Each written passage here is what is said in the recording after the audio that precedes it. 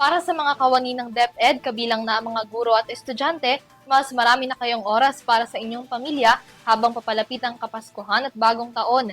Dahil yan sa inilabas na anunsyo ng kagawaran na mula December 20 hanggang January 4 ang Christmas break. Tunghayan natin ang buong balita mula kay Graciela Corazon.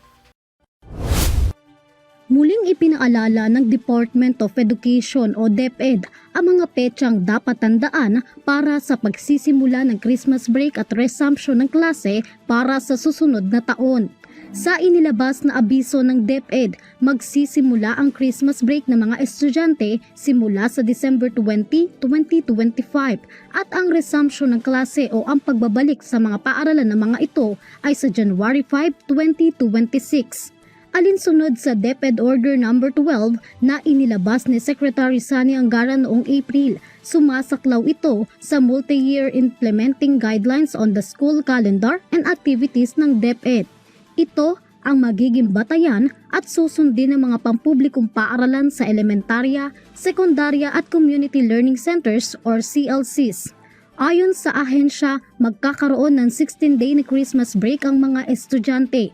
Binibigyan din nito ng sapat na pagkakataon ng mga mag-aaral, guro at mga tauhan ng paaralan upang ipagdiwang ang Pasko at Bagong Taon kasama ang kanilang mga pamilya. Gayon din ang makapagpahinga at makapag-recharge bago ang pagpapatuloy ng klase sa panibagong taon.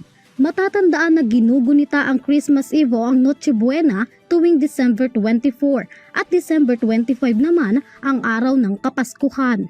December 31 naman ang last day of the year at sa pagsabit ng January 1, ginugunita ang pagpapalit ng taon o ang New Year's Day. Ang holiday break ay ipinatutupad tuwing huling 2 linggo ng December at ang pagpapatuloy ng klase ng mga estudyante tuwing ika-unang linggo ng January ng susunod na taon. Para sa EuroTV News, Graciela Corazon, sumasaludo sa bawat Pilipino.